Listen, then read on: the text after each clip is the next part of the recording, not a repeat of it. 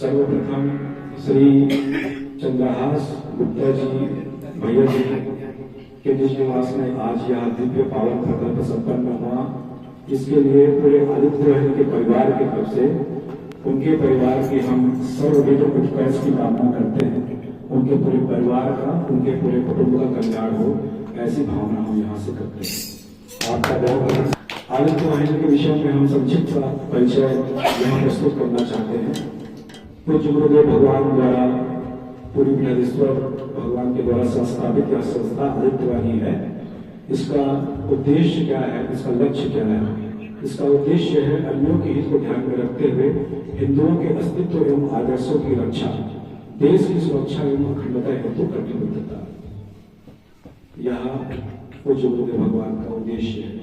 और पूज्य गुरुदेव भगवान का लक्ष्य क्या है? पूज्य गुरुदेव भगवान का लक्ष्य है धर्म नियंत्रित, पक्षपात विहीन, शोषण मुक्त, सर्वहितप्रद स्वस्थ सनातन शासन तंत्र की स्थापना। तो इनका उद्देश्य और उनका लक्ष्य क्या है? इनका उद्देश्य और इनका लक्ष्य भगवान का वही है जो मनुवादी सिद्धांत में है। यही मनुवादी सिद्धांत का प्रतिपादन, अनुगमन कौन करते हैं? श्रीमान नारायण करते हैं। जो श्रीमान नारायण जिस नियमों और जिस सिद्धांत का अनुगमन करते हैं, वही नियम, वही सिद्धांत पूज्य गुरुदेव पूरी बृहदेश्वर भगवान करते हैं। और उन्हीं उनका लक्ष्य, उनका उद्देश्य है। अब उनके उद्देश्य में पहली लाइन में है कि अन्यों के हित को ध्यान में रखते हुए। देखो हमारा सनातन सिद्धांत कितना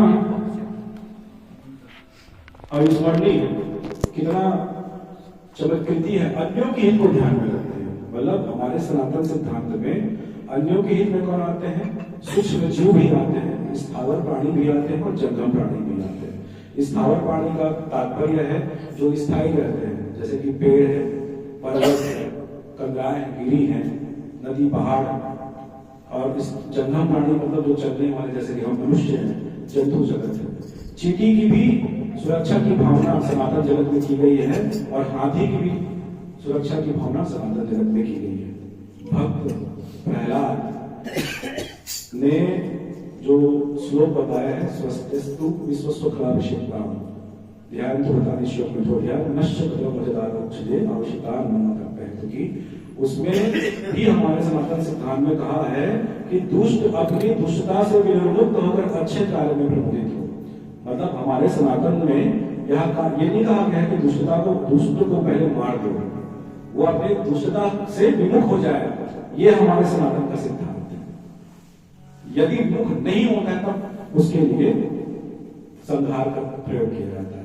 प्रथम पंक्ति में श्री रामचंद्र भी रावण को यह प्रस्ताव दिए थे कि आप जो है माता जानकी को वापस लौटा दीजिए, सासम्मान हम आपको कुछ नहीं करेंगे। लेकिन उन्होंने जब बात नहीं मानी तब युद्ध हुआ। ये हमारा सनातन का सिद्धांत है, इतना प्राचीन सिद्धांत है। लाखों वर्षों पूर्व भक्त प्रहलाद उन्होंने कहा विश्व का कल्याण हो। धर्म सम्राट स्वामी कर्पात्री जी ने जो अभी मंदिर में जो नारा लगता है, विश्व का कल्याण हो, ये इसी श्लोक से उन्होंने उठाया। भक्त प्रहलाद ने खंभे से भगवान को प्रकट कैसे किया?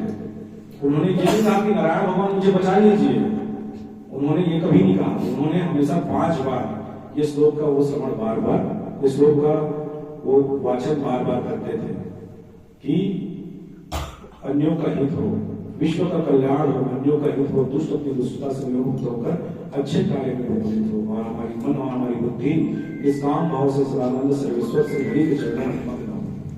ये बार बार वो ऐसे स्मरण करते थे, जिससे भगवान जो श्री हरि है वो खंभे से करते थे। कितनी विलक्षण बात है। इसी बातों को लेकर भगवान हमारे गुरुदेव हिंदू राष्ट्र को बनाने के लिए और गौहत्या पूर्णता बनने के लिए अभियान चला रहे हैं, जिसके हम कवर्धा, हम उनके सैनिक हैं, इकाई कवर्धा, हम सब छोटे छोटे सैनिक हैं। हर मंगलवार को सज्जन जो हमको सज्जन मिलते हैं, उनके घर में जाके हनुमान चालीसा, राम नाम, गोविंद नाम संकीर्तन करते हैं। किस संकल्प से? कि भारत अति शीघ्र हिंदू राष्ट्र घोषित हो और गौहत्या पूर्णता बन। अच्छा, गौहत्या पूर्णता बन क्यों नहीं हो रही है? क्योंकि भारत का जो वर्तमान का जो संविधान है वो सनातन संस्कृति के अनुरूप है ही नहीं। तो जब सनातन संस्कृति के अनुरूप हमारा संविधान नहीं है तो गौ हत्या पूर्णता बंद कैसे हो सकती है? इसलिए गुरुदेव भगवान का लक्ष्य क्या है?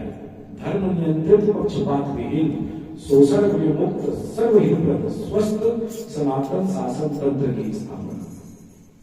हमारा जो संविधान है हमारे सनातन शासन तंत्र के अधीन होगा, तभी गौहत्या पूर्णतः बंद होगा। इसलिए हिंदू राष्ट्र बनना अत्यंत आवश्यक है। इसीलिए गुरुदेव भगवान बोलते हैं कि हिंदू राष्ट्र कैसे बनेगा। बहुत लोग प्रश्न पूछे हैं तो गुरुदेव भगवान बहुत ही सुंदर और छोटा सा शब्द बताते हैं कि हर हिंदू परिवार प्रतिदिन 1 रुपया और 1 घंटा अवश्य निकाले, इससे हिंदू राष्ट्र अवश्य बन जाएगा। अब 1 रुपया 1 घंटे के पीछे गुरुदेव भगवान का क्या जो है, तो 1 घंटा निकालना है। हर घर में जो आप लोग रहते हैं 1 घंटा अवश्य निकालिए। जितने भी मातृशक्ति हैं, जितने भी पुरुष वर्ग हैं, आपस में बैठिए और आपके बच्चों को भी बैठाइए और भगवत चर्चा कीजिए। घर में भगवत चर्चा कीजिए, हनुमान चालीसा का पाठ कीजिए। इसलिए कीजिए अपने स्वार्थ के लिए नहीं, परमार्थ के लिए।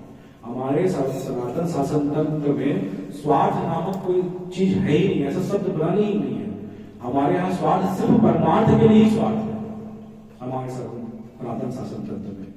अब देखिए, आप एक शक्कर का दाना उठा के आप पीपल के वृक्ष के नीचे या बड़ के वृक्ष के नीचे डाल देंगे और एक मुट्ठी अगर चीनी का दाना का भोग अगर 500 चींटियां 1000 चींटियां करेंगी और भोग करने के पश्चात उनका पेट जब भरण पोषण होगा, तब फिर वो क्या करेगी, जो भी जीव हमारे दाना डाली, हमारे लिए जो दाना डाले हैं, उनके जीवन का कल्याण हो भगवान, ऐसे वो कामना करेंगे। तो कैसे आपके जीवन का सर्वोत्कर्ष नहीं होगा? कि इसके पीछे का क्या तात्पर्य है? इसके पीछे का तात्पर्य ये है कि अपने भी कल्याण के लिए आपको दूसरे का कल्याण करना ही पड़ेगा।